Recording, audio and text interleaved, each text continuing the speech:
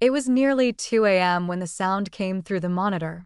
I had just finished rocking Theo to sleep, my foster grandson, 6 weeks old and colicky, and I was sitting in my living room, exhausted, surrounded by old baby blankets and soft lullabies playing low in the background. The baby monitor sat on the table next to me, blinking steadily, silent except for the occasional coo or shuffle from the nursery. And then I heard it. Not a cry, not static, a voice, a whisper. "Mom, I'm still here." I froze for a moment. I thought it was a dream, the kind that slips between sleep and waking, the kind I've had for years where my daughter comes back. But the monitor was on, and the voice was real, faint crackling slightly but unmistakable. I dropped the cup of tea in my lap because I knew that voice. Every syllable in that whisper hit me like thunder. It was Hannah, my daughter who vanished 10 years ago.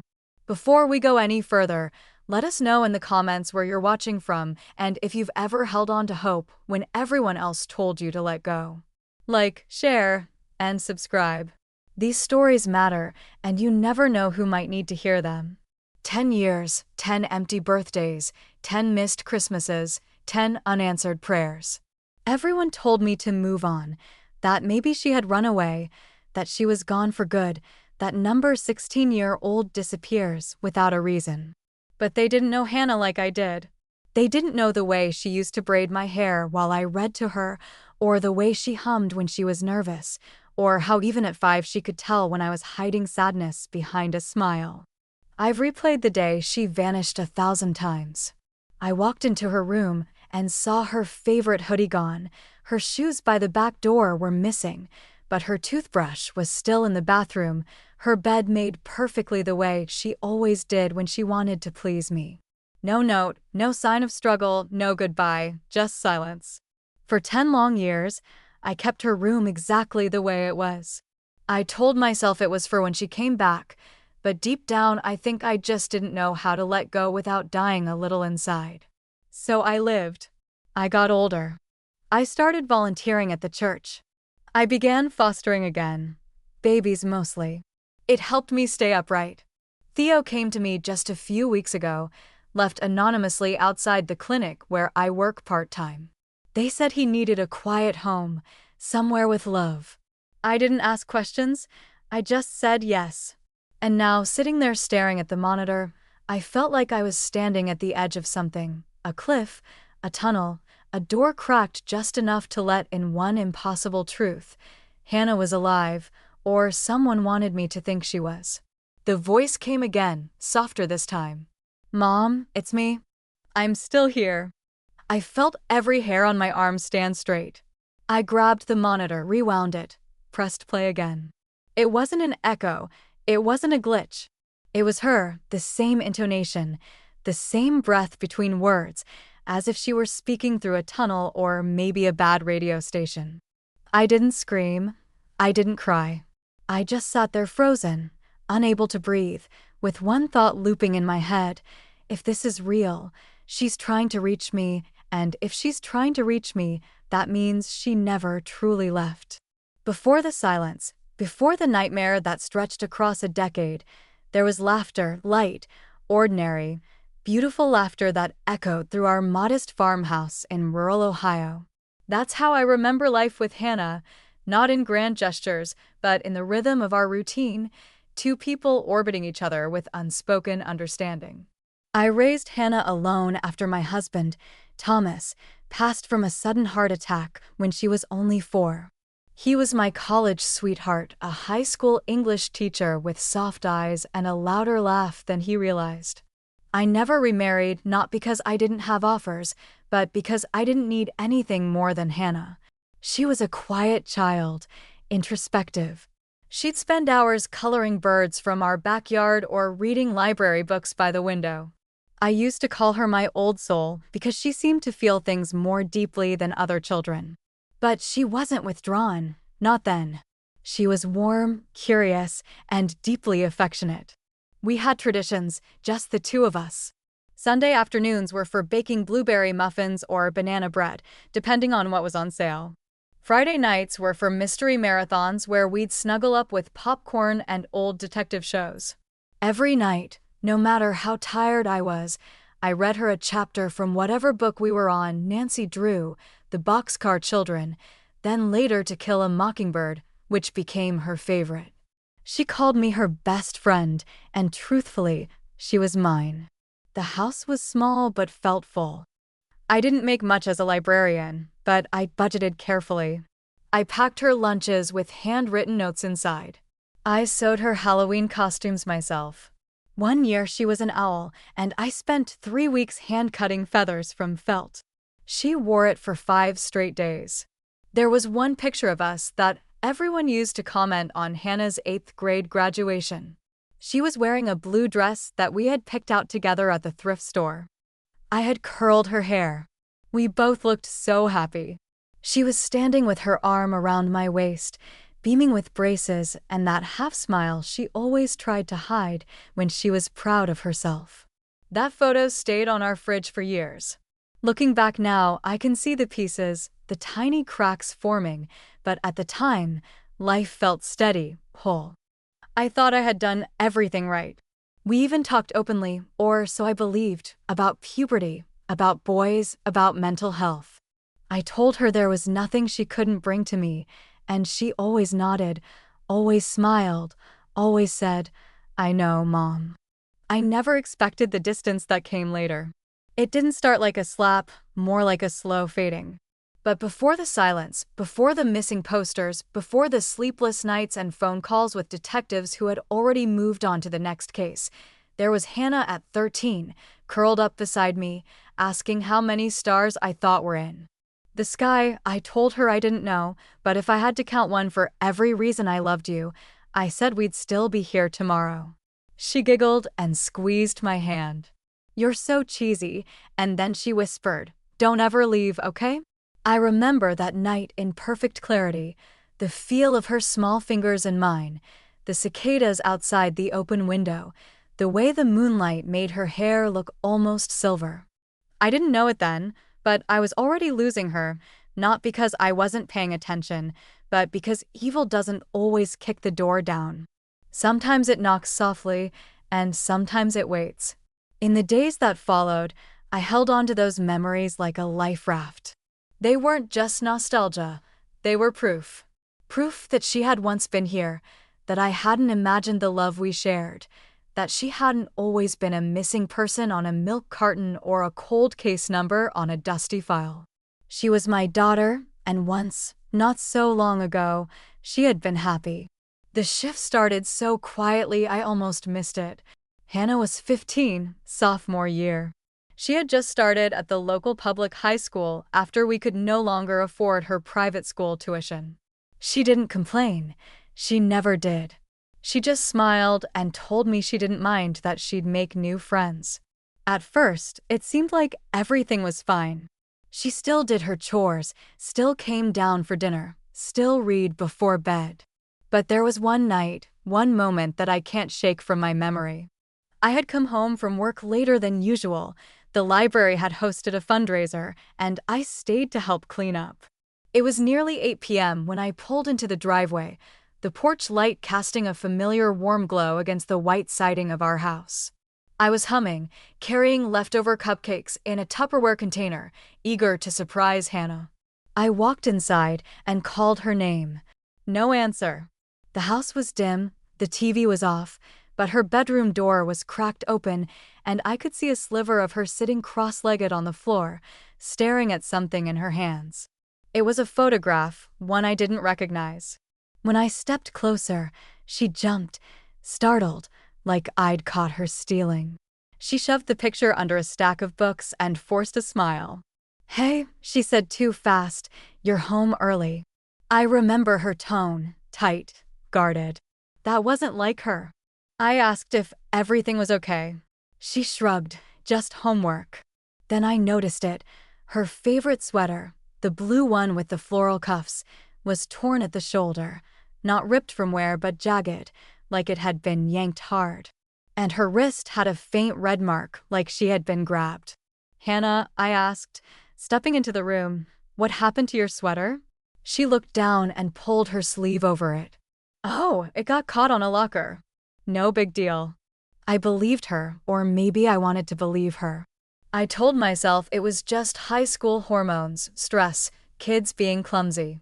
But I felt it, a tightening in my chest I couldn't explain, like my instincts were whispering something my brain refused to hear. The next day, I peeked in her backpack before she left for school. I know how that sounds. I'd never snooped before, but something wasn't sitting right inside. I found nothing unusual except a small, folded piece of notebook paper tucked inside her geometry book. In shaky pencil, it read, "Don't tell her. She wouldn't understand." That was it. No name, no context. I told myself it was fiction, maybe a poem, a writing assignment. She had always kept a journal, after all. Maybe it was a line from one of her stories. But I started to notice more. She stopped humming while she brushed her hair. She flinched when I opened doors too quickly.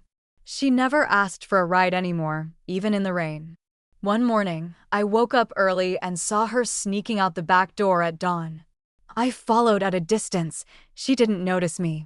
She crossed 2 blocks to the edge of town and climbed into a dark green truck parked near the edge of the woods.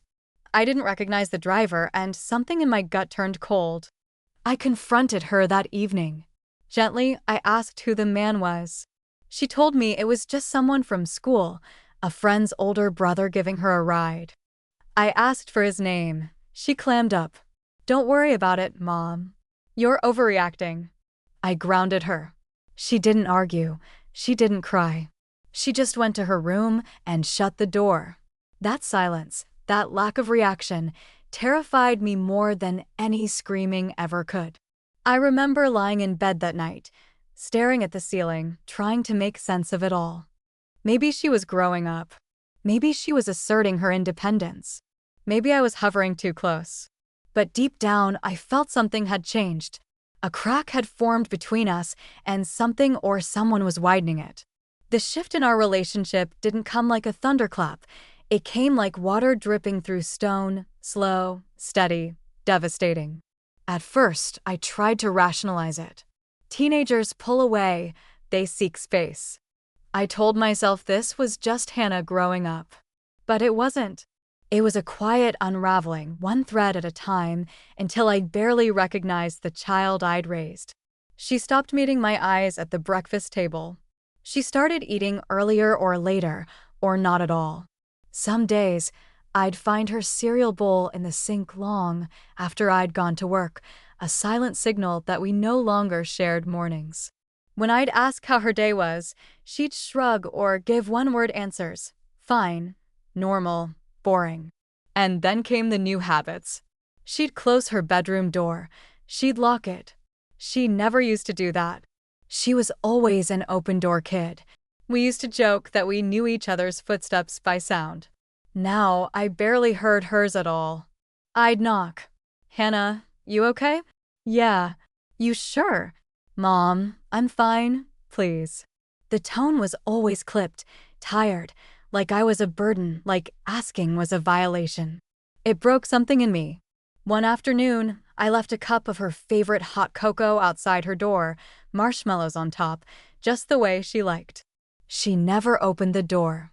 The next morning, I found the mug on the floor, untouched, cold. The worst part was that she never yelled at me. She never slammed doors. Or cursed or screamed. That would have given me something to fight against, something tangible. Instead, she just vanished by degrees, like a photograph fading in the sun. I searched for answers in her laundry, in her notebooks, in the tone of her voice, but everything felt blank, scrubbed clean, polite, and distant. I tried to reconnect. I invited her to bake with me. She declined. I asked if she wanted to rewatch one of our old mystery shows. She said she was too tired. I offered to drive her to the bookstore. She said she'd already gone. And then there was the music. Hannah used to sing around the house, not loudly but sweetly, softly like a bird under her breath. I'd hear it when she brushed her hair or folded clothes. She sang Fleetwood Mac and Norah Jones. She loved melody, harmony, songs that told stories. But one night, I passed by her room and heard music I didn't recognize, low, repetitive, with words I couldn't make out. I knocked. She turned it off before answering. "Homework," she said flatly. "I'm busy." I didn't push, but I stood on the other side of that door and felt the distance stretch farther than it ever had. One night, I came home early from work. The library's heating had gone out, and they sent us home. I parked down the street to avoid waking her, a habit I'd picked up recently out of caution more than anything else. As I walked toward the house, I saw a dark figure climbing out her bedroom window. He dropped to the ground and walked briskly toward the woods that bordered our yard. By the time I got inside, she was in the living room pretending to read. "Hannah," I said, trying to keep my voice steady. "Who is that?" She looked up blankly. "Don't lie to me. I saw someone." She stood calmly. "It was no one." I felt a fire rise in my chest. "You're 15. You don't climb out windows for no one," I said. She repeated, "It was no one," and then she walked upstairs. That night, I lay awake, heart pounding, feeling like a stranger in my own home. It wasn't just rebellion. It wasn't just adolescence. This was something else, a slow erosion of trust, of love, of safety, like she was slipping beneath a surface I couldn't reach, and I had no idea how to pull her back. It was a Thursday afternoon when I realized something inside Hannah had truly shattered, and maybe I had too. The high school had invited parents to an open house. They called it Student Showcase Night, a chance to meet teachers, walk the halls, see the artwork and projects students had poured themselves into. I'd always gone to events like that even when Hannah started pulling away. I hoped my presence, my consistency, might remind her that I was still here, still rooting for her. I baked brownies for the bake sale, dressed in the blue cardigan she once said made me look fancy, and got to the school early so I could catch a seat in the front row of her English class's poetry reading. I was proud of her, even through the growing tension between us. I believed in her. She was smart. Her words had depth. If she read a poem aloud, I knew it would move people. When I arrived, the classroom was buzzing. Parents, students, and teachers mingled. On the back wall were poster boards of student poems. I searched until I found hers, "The Ghost in the House." I started reading the words and they stopped me cold. She asks questions that don't need answers. She hovers like dust in the corners. She watches with eyes that don't see. I breathe quieter, hoping she'll forget I exist. I read it again, slower. The ghost was me. I knew it in my bones. Hannah hadn't written a poem for class. She had written a confession, a portrait of our home, and of me, someone who lingered too long, talked too much, tried too hard. Parents nearby were reading too.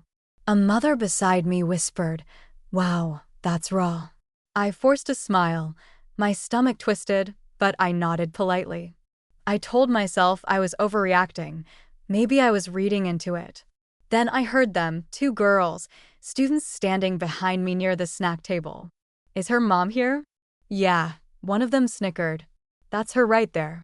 "She doesn't even know, does she?" "Not a clue."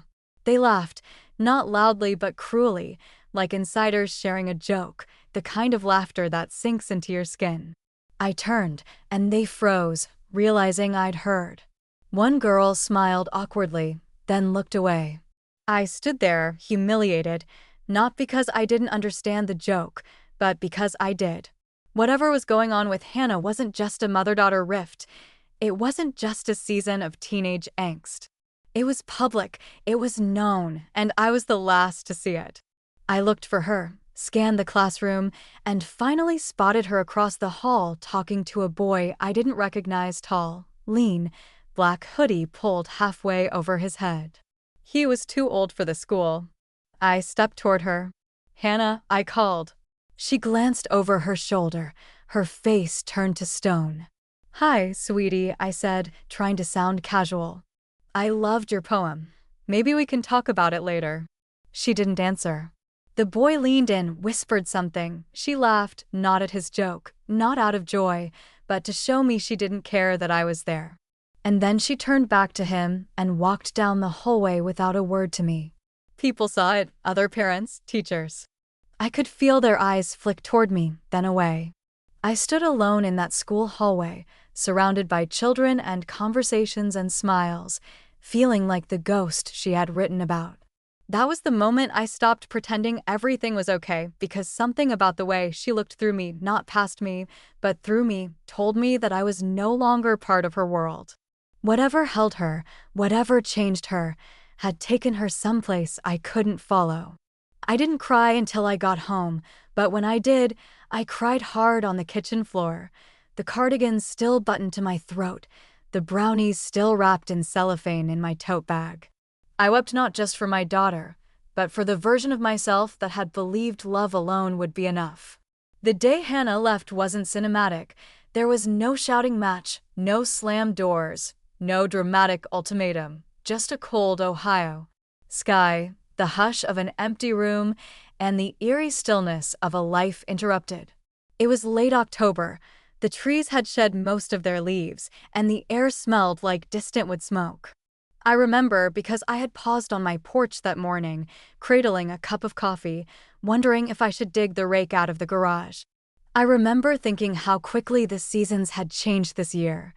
I had to work a half day at the library. Saturdays were usually quiet, and I looked forward to the routine, shelving books, chatting with familiar patrons. As I grabbed my keys from the hook by the door, I called out, "Hannah, I'll be back by 2 o'clock." No answer. That wasn't unusual anymore. Her silence had become a wall I couldn't scale. Still, I paused by her door, hand raised to knock, but I didn't. I told myself I'd try again later, maybe bake cookies, maybe pretend everything was normal for one more day. By the time I returned home, the sun was beginning to set. The house felt too quiet, not peaceful, empty. I called for her again, louder this time. No response. I checked her room. Her backpack was gone.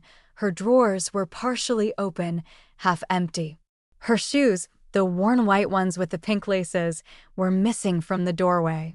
On the nightstand was her framed baby photo, turned face down, and next to it, my necklace, the one she used to borrow without asking, the silver one Thomas had given me when Hannah was born. It lay coiled like a question mark, but there was no note, no message, no sign of forced entry, no sign of a struggle, just absence. My throat tightened as I walked through each room of the house, calling her name again and again. Every unanswered echo made it harder to breathe. I called her friends. None of them had seen her. Most didn't even bother pretending to sound concerned. I called the school. She hadn't been in class that day. I called the police. They came eventually. A young officer with kind eyes and a clipboard asked me if Hannah had ever run away before. I said, no, absolutely not. He asked if we had argued. I said, not lately. He asked if she had a boyfriend. I hesitated. I didn't know. I didn't know my own daughter anymore, and that realization felt like a second disappearance layered over the first. They filed the report, asked for photos, told me they'd keep an eye out, check hospitals, shelters. But I saw it in their faces, the polite detachment of people who've seen this before. Another runaway teen, another case with too many unknowns. But she left the necklace, I whispered, more to myself than to anyone. She wouldn't have left that unless she thought she was doing the right thing. The officer nodded, jotted something down, and left. And just like that, the house closed in around me. I sat on the edge of her bed until it was dark. I don't remember crying. I just remember not moving. I stared at the framed photo, still turned upside down, trying to convince myself this was temporary, a misunderstanding, a teenage rebellion. She'd come home. She'd walk through that front door, roll her eyes, and say, "You're so dramatic, Mom." But days passed, then weeks, then years, and each night I kept the porch light on just in case. For a long time, I kept the police file in the top drawer of my dresser. Every few months, I'd call the detective's number just to ask if anything had changed. It never had. The hardest part wasn't just losing Hannah, It was the way the world kept turning without her. People stopped asking, friends stopped visiting. Life, in its cruel efficiency, moved on, and I stayed suspended in that one October day, staring at the space where she used to be. Because she didn't slam the door, she didn't yell, she didn't say goodbye. She just vanished, and somehow that silence screamed louder than anything else ever could. The worst part of grief isn't the crying, it's the silence that settles in after, the kind that follows you into every room, the kind that creeps into your bed at night and wraps itself around your chest until you forget how to breathe. That was my life after Hannah disappeared. People talk about the stages of grief: denial, anger, bargaining, depression, acceptance, like they come in neat little boxes you work through. But for me, they arrived all at once, tangled, loud, invasive, and then they left, only to return weeks later wearing different faces. The first year, I didn't change a thing. Her bed stayed made, her toothbrush remained in the cup beside mine, her coat hung by the door right next to mine. I even bought her favorite cereal every week, even though I couldn't bring myself to eat it. I just couldn't let go. The refrigerator became a memorial. Notes she had scribbled, old report cards, Polaroids from school dances. I couldn't take any of them down. Every inch of that kitchen whispered her name. Every cupboard still held traces of her fingerprints. Her smell still lingered in her room, that mix of lavender lotion and pencil shavings and something warm I could never quite name. I stopped going to church. I couldn't bear the pitying looks, couldn't handle the well-meaning phrases like God's plan or she'll come back when she's ready, as if faith could undo the hollow ache in my chest. Eventually, people stopped calling, and I stopped answering when they did. Friends disappeared, not out of malice but fatigue. After a while, tragedy exhausts everyone except the person still living inside it. I kept working at the library for a time, but my performance slipped. I'd forget to check books out, miss file returns, show up late because I'd been on the phone with another shelter or hospital or detective. Eventually, my supervisor gently suggested a leave of absence. She didn't have to ask twice. I left and never went back. Financially, things began to spiral. With no second income and medical bills piling up, stress had triggered migraines and later chronic anxiety. I fell behind. I sold our car and took the bus when I needed to. I canceled cable. I lived mostly off canned soup and rice. I remember one night, maybe a year after she vanished, sitting on the kitchen floor. I sat on the floor with a stack of mail beside me, past due notices, insurance rejections, a letter from the school offering to remove Hannah's records to clear space. I hadn't even opened it. I just sat there in the cold light of the refrigerator and stared at the envelope like it might bite. I began to wonder not whether Hannah was gone, but whether I still existed at all. There was a moment that stays with me even now. I had gone to Goodwill to donate some clothes, trying to clear space, hoping that maybe shedding some weight from the house might help me breathe again. As I stood by the counter, I saw a girl walk in, same height as Hannah, same long dark hair, same slightly crooked posture. My heart slammed into my chest. "Hannah," I whispered before I could stop myself. The girl turned. Not her, of course not. She gave me a puzzled smile and walked past. I stood there, shaking, embarrassed, heartbroken, and then I left without donating a thing. That's what grief does. It doesn't just haunt you, it plays tricks on your eyes, on your heart, on your hope. There were nights when I would wake up thinking I heard the front door creak. I'd tiptoe down the hallway, breath held tight in my lungs, hoping this would be the night. It never was. Eventually, even hope begins to rot if left in the dark too long. I think that's what rock bottom really is, not despair, not even loneliness. It's when you stop waiting at the window. It's when you stop checking the phone. It's when you stop believing in the sound of footsteps on the porch. Because if you keep hoping and she never comes home, how do you survive that? Again, 10 years is a long time to live inside a question. I had stopped asking where Hannah was, not because I didn't care, but because the silence had worn me thin. You can only scream into the void for so long before your voice breaks. I had learned to function with the emptiness, learned how to survive around it, like building a life around a sinkhole no one could fill. And then, without warning, a door creaked open again. It started with the baby. Theo was 6 weeks old when he came into my life. A caseworker from the church called me late one night, frantic. The infant had been left anonymously outside a local women's clinic, no note, no name, just a cardboard box lined with a worn quilt and a few tiny bottles of milk. I was still a registered foster provider from years back, and they were desperate. I didn't hesitate. I said yes. He was so small, just over 5 pounds, quiet too, the kind of quiet that worried you. He barely cried, just stared wide-eyed like he'd already seen too much. The first few nights were rough. He wouldn't sleep unless someone was holding him, so I set up the old rocking chair in the nursery and kept the baby monitor close by. The monitor was an old model I'd had since Hannah was born. Believe it or not, I almost threw it out years ago, but something stopped me. I couldn't explain it. It was just one of those things you hold on to even when it stops being useful. Then came the voice. "Mom, I'm still here." It happened during Theo's 5th night in the nursery. I had just laid him down after a feeding and turned to head back to bed when I heard it through the monitor, faint crackling like an old radio, but clear, a girl's voice, a whisper. "Mom, I'm still here." I froze. The monitor sat on my nightstand. I picked it up slowly, brought it to my ear. Static, then silence, then "Mom, it's me." My blood ran cold because I knew that voice. I had memorized it, dreamed it, heard it echo down hallways when no one else was home. It was Hannah's voice.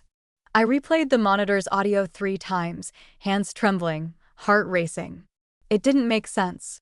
The monitor wasn't connected to the internet. It was an old-school analog model, just sound, no video, no Wi-Fi, no Bluetooth, just a transmitter and receiver.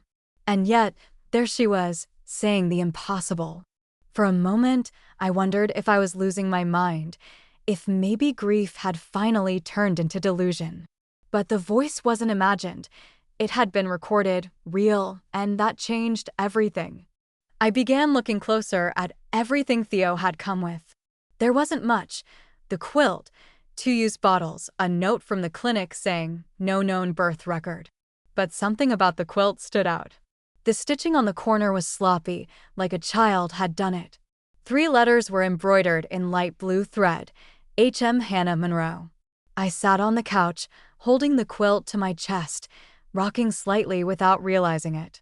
The initials couldn't be a coincidence. The monitor picking up her voice couldn't be a glitch. Not after all this time, not this way. And then it hit me. The monitor had only ever picked up sound within a 300-foot range. That's the kind of model it was, no long-distance signals, no interference from passing cars or other homes.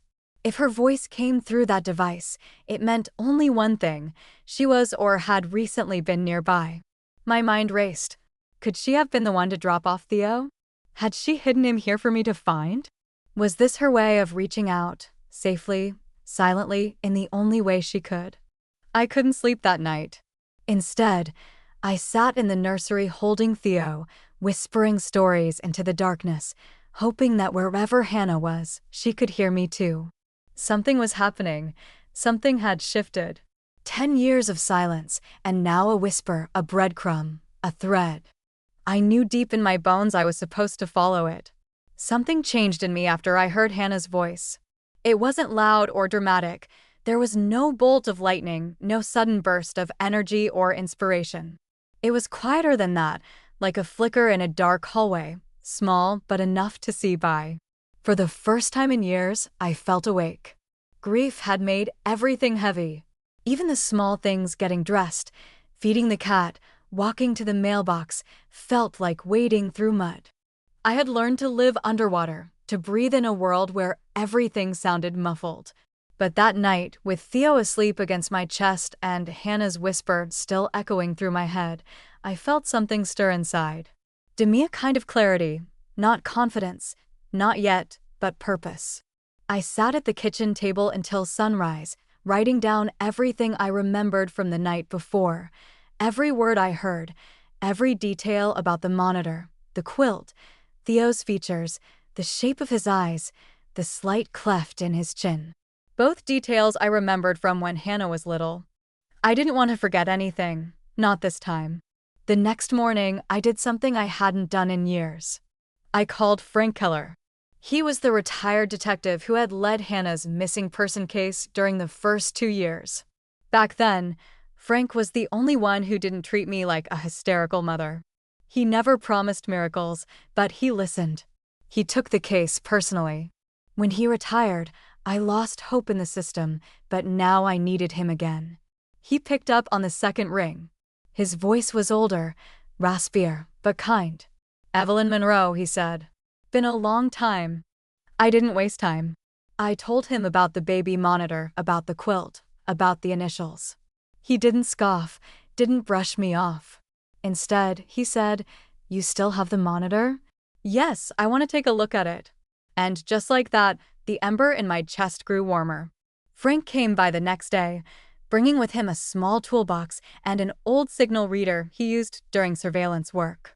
He examined the monitor, jotted down the frequency range, and said something that made my skin prickle. "This kind of monitor only works within about 300 feet. Either someone was inside your house or just outside it." That meant Hannah, or someone who had access to her voice, had been here, maybe even watching me that night. I didn't sleep. I couldn't.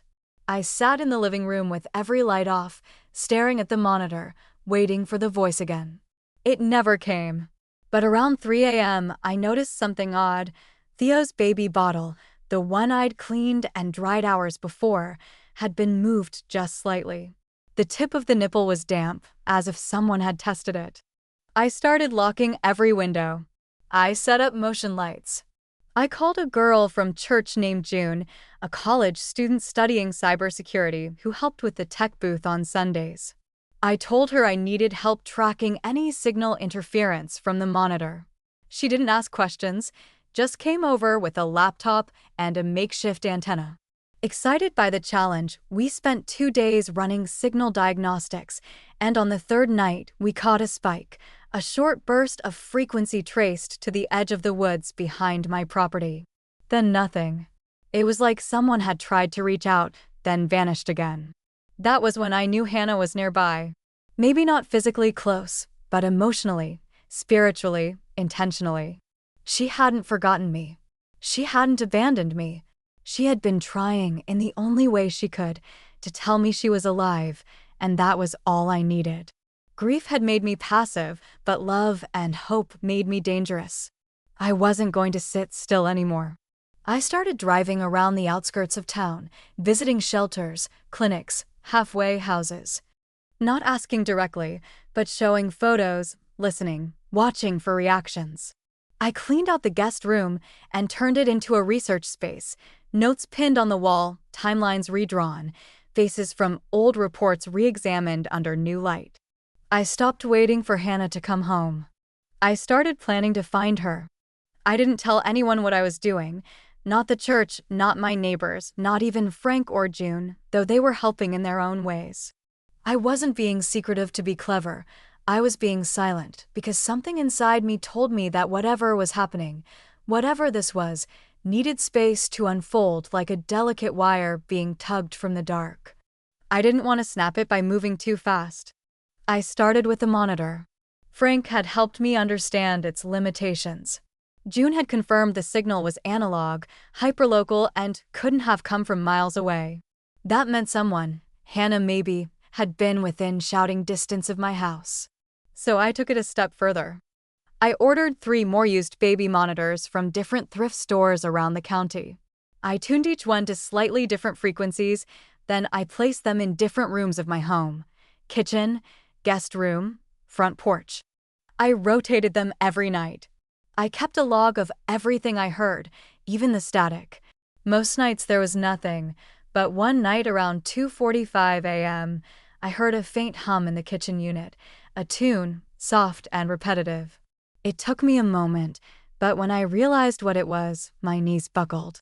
It was our song, an old Nora Jones lullaby Hannah used to sing with me when she was little, off-key, slightly flat, but unmistakably hers. Just a few bars and then silence. I recorded it. I didn't tell anyone, not yet. Instead, I walked the edge of my property. The next morning, I checked every tree, every outbuilding, every possible line of sight to the house. I started to notice things I'd never paid attention to before: twigs that looked deliberately snapped, boot prints near the fence line, a soda can in the brush that hadn't been there the day before. She was watching, or someone was, and they were leaving signs. I started preparing quietly. I canceled all my outside obligations, told the church I was focusing on home care, told neighbors I needed rest. I withdrew half of my savings and put it into a separate account, bought a burner phone, and left it in Theo's room just in case. I even replaced the back door locks with a keypad system so I could track when someone entered. I didn't tell Frank, not because I didn't trust him, but because this wasn't about law enforcement anymore. This was personal. Every night after Theo fell asleep, I sat by his crib with a notebook on my lap, writing letters I might never send. Dear Hannah, if you're out there and you're the one leaving these pieces for me, I see you. I hear you. I am not angry. I am not giving up. Just tell me what you need me to do. One night, I left that letter on the front porch, folded, weighted down by a small ceramic awl from the garden, the same one she used to pretend was magical when she was a child. It was gone the next morning. Not blown away, not misplaced, gone. I didn't replace it, I just waited. That same day, a package arrived at my door. No return address. Inside was a crumpled piece of a children's book page from Charlotte's Web, one of Hannah's favorites. It was the passage where Charlotte tells Wilbur, "You have been my friend." That in itself is a tremendous thing. I fell to my knees. I didn't cry, I just breathed for the first time in years, like something deep in me had started to unfold again. My daughter was alive. Maybe not safe, maybe not ready, but alive. She hadn't forgotten me, she hadn't let go.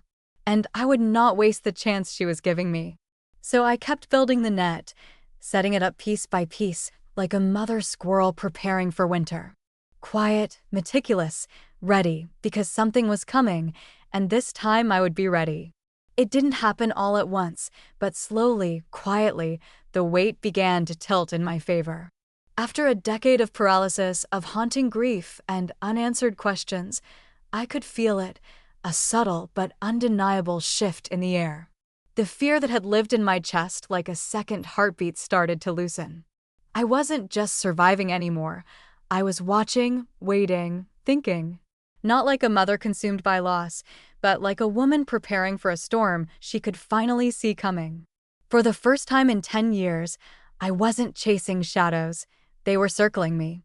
It started with the cameras Frank helped me install. 2 small motion-triggered, barely visible.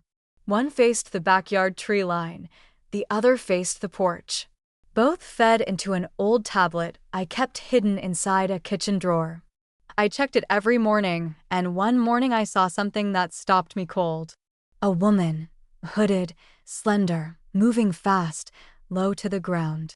She wasn't trying to break in, she wasn't even trying to be seen. But she paused at the edge of the porch, right in front of the ceramic owl. Then she left something on the step and slipped away into the dark. I rushed outside. My hands shook as I picked it up. It was a flash drive, no label, no note, just a plain black USB damp with dew. I didn't open it at home. I went to June's apartment and told her I needed her help and her discretion. She'd been following the story in fragments, but this time I gave her everything. Hannah, the voice on the monitor, the quilt, the cameras, the letter that vanished. June didn't flinch. She plugged the drive into her laptop, isolated from her internet connection, and waited. It was a video file, just one, 36 seconds long. The screen flickered, grainy and dim, and then I saw her, sitting in what looked like a basement or storage room, back against a wall, arms wrapped tightly around her knees. Hannah. Her face was gaunt, pale. Her hair was shorter now, unevenly cut, but it was her. She stared directly into the camera, her eyes tired, defiant, didn't blink. Then she whispered, "Tell Theo I'm trying." And the screen went black. June turned to me, mouth open, unsure what to say, but I was already breathing differently. Not crying, not breaking, breathing. Grounded. My daughter was alive. She was aware. She knew Theo was with me, and she was trying to get back, but she wasn't free yet. And I was done waiting for someone else to save her. I went home and rearranged the nursery so I could see the crib from every window. I moved Theo's things into my room. At night, I took photos of the backyard daily, comparing branches and tracks. I began checking local property records, abandoned lots, buildings sold in cash, storage units rented under false names. Frank noticed the change in me. One afternoon, he sat across from me at the kitchen table and said, "You're sharper now." I nodded because she's closer now. He agreed to help me trace the flash drive's origin. We matched the metadata. It had been recorded on a model of camera only sold in the region 5 years ago. He guessed the location in the video was underground, a storm shelter or unfinished basement, possibly rural, and it matched the signal range June had tracked, which now narrowed our focus to a 6-mile radius behind my home. That night, I stared out my window and realized something profound. They were no longer hiding her from me. She was hiding herself from them and reaching out to me. Whoever they were, whoever had taken her, kept her, followed her, their grip was slipping and mine was tightening. Because love may be blind, but a mother who's found the scent of her child again, she's unstoppable.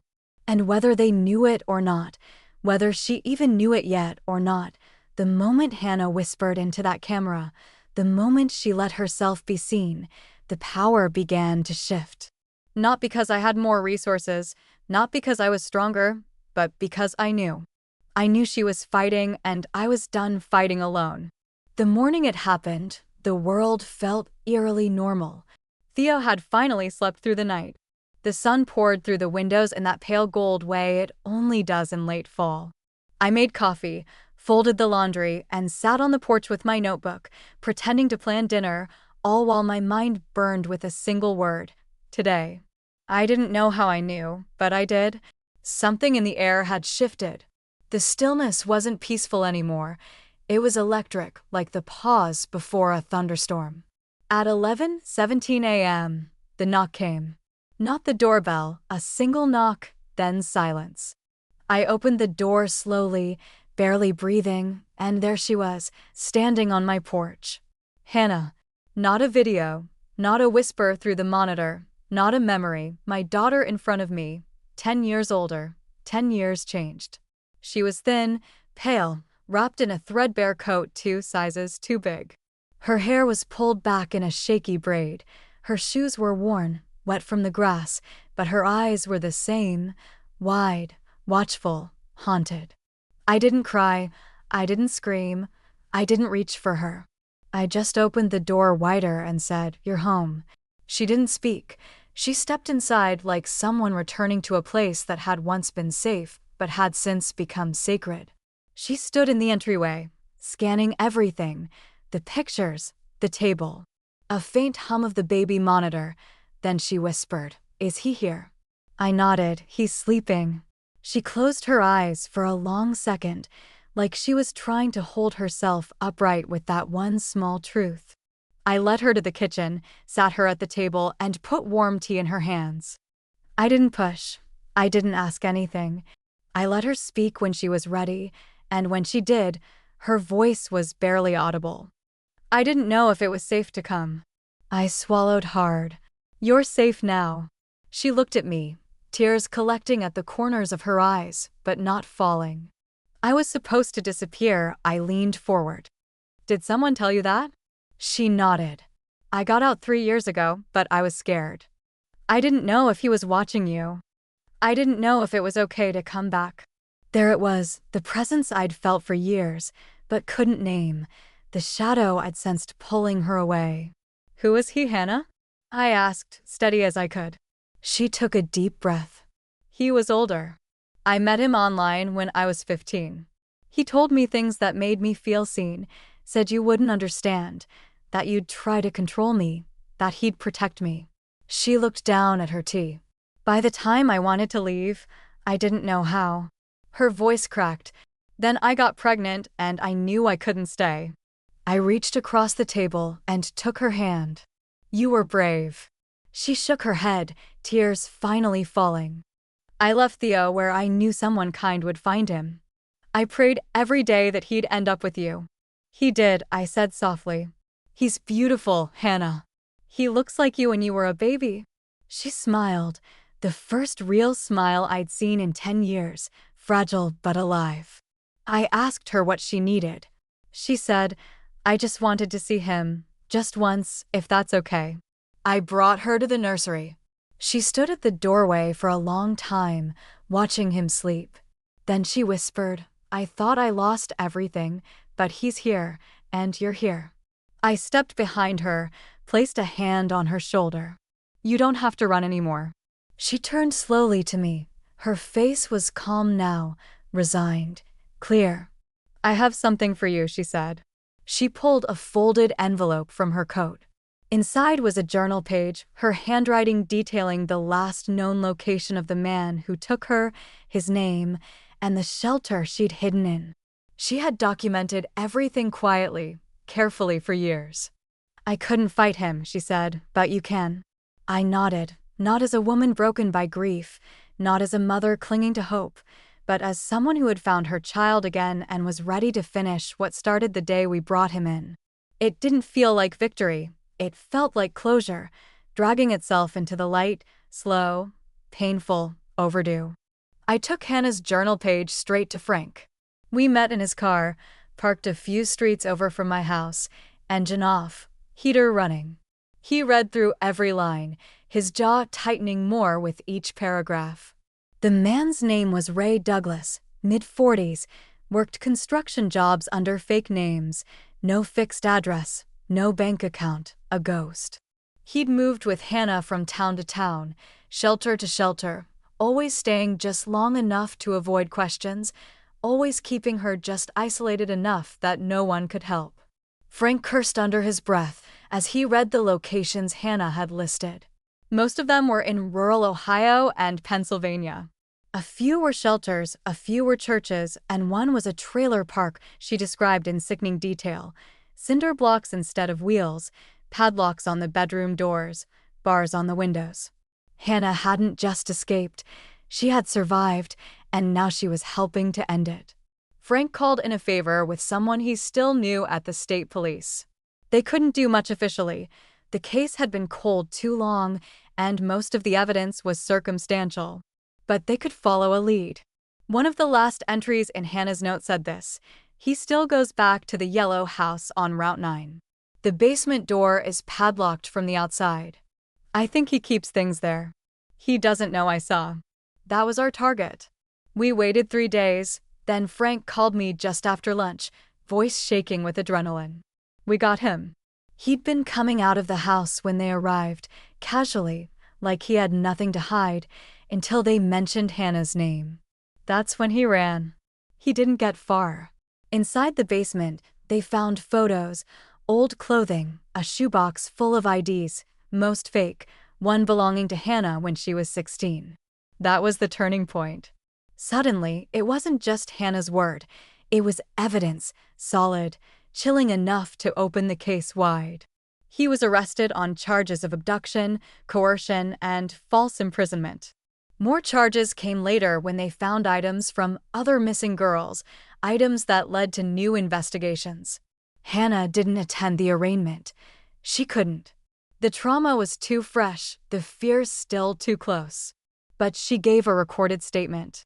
She described his manipulation, the way he'd gaslight her into thinking I didn't love her, the way he'd isolate her for days at a time, sometimes keeping food from her, the way he punished her for trying to leave, and the way she finally got out in the middle of the night, barefoot, carrying nothing but her journal.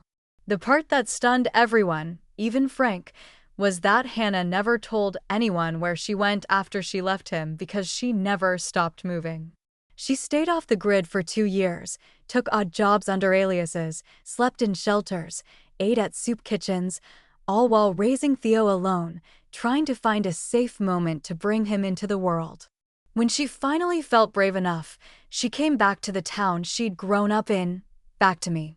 I think the most poetic justice came not in the arrest, but in the moment Hannah stood in the courthouse hallway with Theo in her arms, waiting for the judge to sign the paperwork restoring her full custody.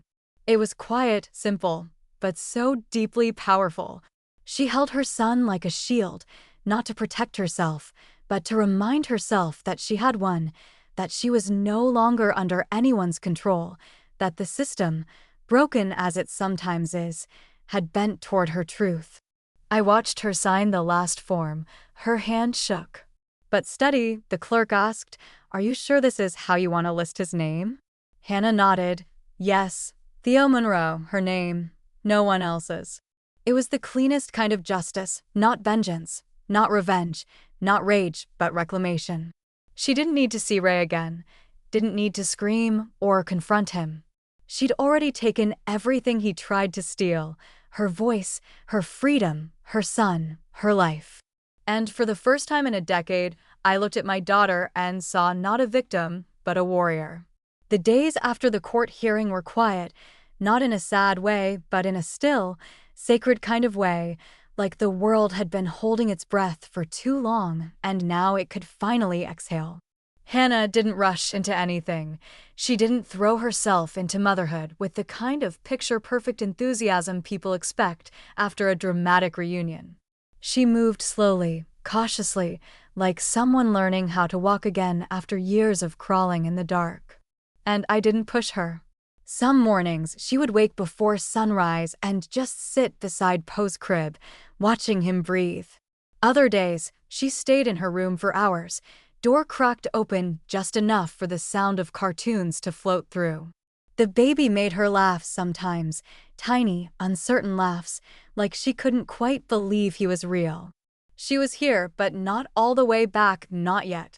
I remember one night I was washing dishes while Theo played with measuring spoons on the floor. Hannah walked into the kitchen barefoot, hair still wet from the shower. She paused, looked at the sponge in my hand, and said, "You don't have to do everything, you know." I smiled and handed her a towel. "I don't mind." She dried one plate, then another. Then she said, "I didn't think you'd still want me." I stopped and turned to her. "Hannah, there wasn't a single second I stopped wanting you."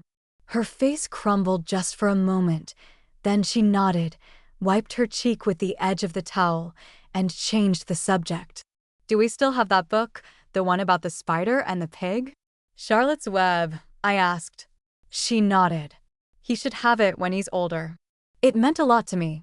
We found it that night, the old paperback version I used to read to her when she was little, the cover nearly torn off, pages crinkled with love. She held it like it was a piece of herself she'd forgotten existed. That same evening, Frank dropped by. He didn't come inside, just stood on the porch with a box of baby clothes in his hands. "These were donated by the station's secretary," he said. "Her daughter just outgrew them." Hannah opened the door. She hadn't seen Frank since before she disappeared. They locked eyes, two people shaped by the same storm in different ways. She said, "Thank you." He nodded once. I never stopped looking, you know. Her voice was barely above a whisper. "I know." Then she said something I wasn't expecting. "Would you like to meet him?" Frank's mouth twitched into a smile. "I'd be honored." She led him to the living room. Theo sat on the rug, banging a rattle against the floor, blissfully unaware of the gravity in the room. Frank bent down and touched the boy's back gently. "He's strong," he said. Hannah nodded. He had to be. Later that night, after Frank left, Hannah sat with me on the porch. The air was crisp, and a few stars had started to poke through the clouds. She was holding a blanket around her shoulders, watching Theo sleep through the baby monitor I'd placed between us. "I'm not sure I'm ready," she said softly. I didn't answer right away. Then I said, "You don't have to be perfect, Hannah." You just have to be here. He doesn't need perfection. He just needs you. She nodded. I'm still angry sometimes, she whispered, at myself, at him, even at you. I swallowed. I understand. She looked at me, but I don't want to stay angry. We sat in silence for a long time, not awkward, not painful, just honest. That was the night I realized the most important part of healing isn't returning to what was, it's building something new out of what's left. And Hannah, broken, brave, brilliant Hannah, was doing just that. She wasn't coming home because she needed my approval. She wasn't sitting beside me because she owed me anything. She was here because she chose to be. And after 10 long years of absence, that was enough. Some stories don't end with a crescendo. They end with a breath, a soft one, a steady one, the kind of breath you take when you realize for the first time in a long time that you're safe. It had been 3 months since Hannah came home. The leaves had started to fall again, painting our little patch of Ohio in gold and rust. The air had that bite to it, the kind that tells you change is coming, not just seasonal change, deeper change, the kind you carry in your bones. That morning, I found her sitting in the nursery, not in the rocking chair, but on the rug beside Theo, who was lying on his stomach, cooing at the sunlight streaming in through the window. She was humming quietly, the same melody she used to hum when she brushed her hair in the mornings before school. I stood in the doorway and didn't say a word, just listened. She caught me watching and smiled. It wasn't a full smile, not yet, but it was real, and that was enough. We spent the day together, no drama, no tension, just laundry, snacks, and laughter that still sounded a little unsure of itself, like muscles remembering how to work. After dinner, I told her I was going to read Theo a bedtime story. She nodded and said she'd be there in a minute. I went upstairs, pulled out Charlotte's Web, and cradled Theo in my arms. He squirmed, already fighting sleep, but I opened the first page anyway. Where's Papa going with that axe? I smiled. Some stories stick with you. Halfway through the chapter, I looked up and saw Hannah standing in the doorway, leaning against the frame, arms folded across her chest. She didn't interrupt, just listened. And I realized in that moment we were reclaiming something together, not the past, not the life we lost, but something new, a life built from truth, from pain, from the refusal to let it define us. After Theo fell asleep, Hannah helped me tuck him in. She kissed his forehead, adjusted his blanket, then turned to leave, but I stopped her. I reached into the drawer of the nightstand and pulled out the old baby monitor, the one that had started it all. I held it out to her. She looked at it for a long time, then took it in both hands and laughed softly, disbelievingly. I can't believe this actually worked, she said. It didn't just work, I told her. It saved us. She nodded, ran a finger across the plastic casing, then sat on the edge of the bed.